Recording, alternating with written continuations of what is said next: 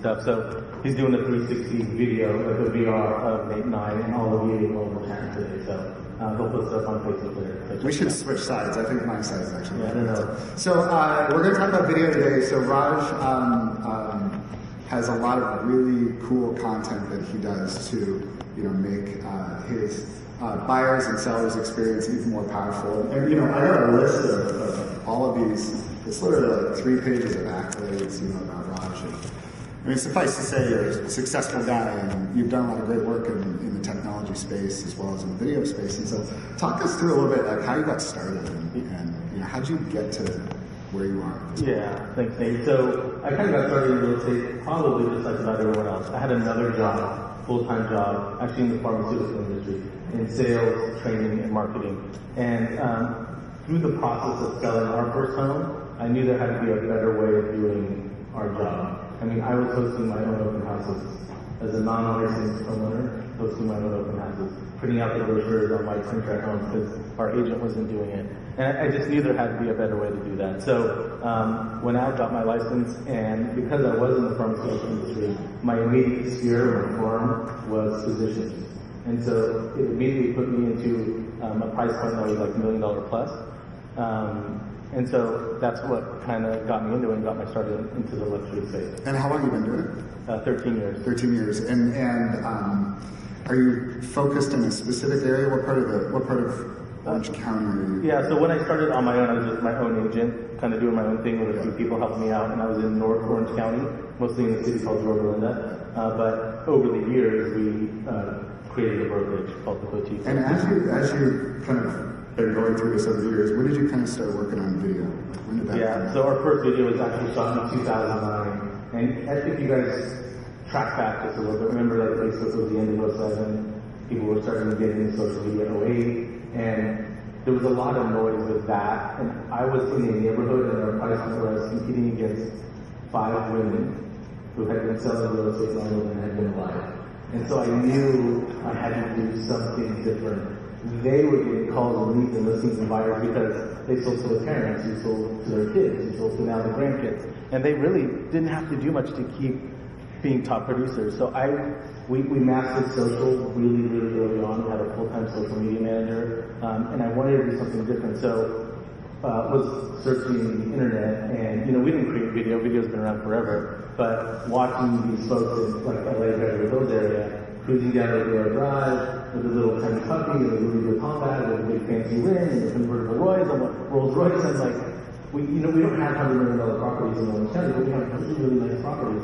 And so I wanted to do a video on the lifestyle, and I wanted to tell people what it was like to live in that neighborhood. So I think we're not going to show your first video. We're not. But we're going to show your second video. Okay. Oh yeah, that's right. Is that right? Is the second one better than the first? The second one is our first one actually never made it live because we were like literally so embarrassed about that first video. I kind of think we should see the first video. It's so bad. Yeah, you really can't find it. Good try. But here's the great story. Here's the great story. That video, so we took an expired listing, staged it, did great photography, a great print campaign, social media.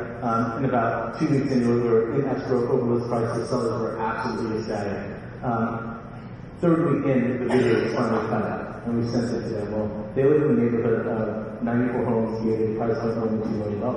They sent it, they do a bunko group every month. And it's kind of a cute neighborhood. They put a pink flamingo in front of the house, and like you're hosting that month. Anyway, they sent the video to the entire neighborhood, and we got listing after listing after listing after listing in that neighborhood. And we just went on our 17th listing appointment in that same neighborhood because of the video we shot that wasn't used to actually sell the home, but created such an impact to our sellers, and they had such a rich engagement with their neighbors that they just trusted that we were going to do an amazing job on their home. That's cool. So, yeah. Bunko's like the original social network. Yeah. All right, so why don't we go to the clip here? And I'll talk about this is like our second video that we ever did. Before, so I'll let you guys track into this. So I'll talk while this plays as a background. So I had a seller here who said he wanted to get $1.2 million for his home in a city that didn't have $1 million homes. Okay? never ever in the city has there ever been $1 million sale. So I said the only way I can do this is a few things. I want to get paid this much. I want to do a killer video on your home. And I want to showcase the lifestyle, what it was like, and why you, Mr. Seller, and your family love this home so much. Why do you want to be on the street, in this neighborhood, in this town? And why is it so amazing to you? And why do you want $200,000 over the last home, right? So we were green doing this video. So the camera looks okay. There's no drone in this one because back then we had to jump in helicopters, and we didn't have the budget to do it on this one. But the people in here are really close friends of ours. The family, the kids, and these are like my nephews and my nieces and my kids all in this video. And back then in 2009, we had 2 videographers, which was like, oh my gosh, that was insane.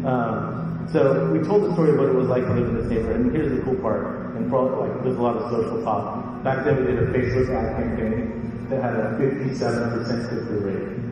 It just registered that percentage. On a coming soon, we did a coming soon video, 30-second teaser on this one, and put it on Facebook. Then we sent that same video through email to our sphere, and we had like a 48% click-through rate. So we knew we had something special.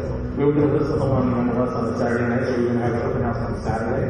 On that Saturday, at 12 o'clock, open house starts at 1, we had a family sitting on the doorstep waiting to get in the home. What they said to us specifically is, this is where the little girls came into the house. This is where they went upstairs, and I want the pink bedroom. Okay? So with video, people react very differently with photos than 3D, than 2D, than print. They connect emotionally with a property, with a neighborhood, with a lifestyle. They want to be part of that. And I think this video, at that time, really spoke volumes, and my light bulb turned on. I'm like, we've got something here. We really do. And so we invested heavily in the video in 2009, buying all our own equipment, having our own full-time staff, and really like curating the content of what we wanted the lifestyle of Orange County to look like through video and real estate. The storytelling in that video, I think you'll all agree with me, it just brings it so much more to life than just a listing. It's really powerful to see. And as you think about, there's one thing to create good content, and then there's another thing to make sure people see that content. How do you think about distribution through, social networks, YouTube? How do you think about promoting your content, sort of getting that out there? Yeah, that's a great question. So, everyone here, and you're here for a reason, knows that distribution is, there's a lot of people shooting amazing video right now. And then you go to the video on YouTube, the video, and there's like 15 views. And you're like, what is going on here? Like, what's happening? So it's really important to focus on that. A lot of people see our content before it hits the MLS. So whether it's Facebook ads, Instagram stories, ads on Instagram. Our Pinterest page has 33,000 followers. So our agents at our brokerage fight to be on our Pinterest page because they become Pinterest famous. And you can actually watch the analytics on the back end of Pinterest and through Google. When you post something on our Pinterest page, the clicks and the views are huge. So distribution is really important, and it's not like just listed in this neighborhood and then you and your logo and whatever behind you. It's telling a story, Like if you jump on any of our social channels, you see a very consistent theme, and there's a certain way we like to talk about our properties. But there's that content, especially the video, is so evergreen. It's there forever, and people can go back to it. And like that was in 2009, and we're talking about it today in 2006.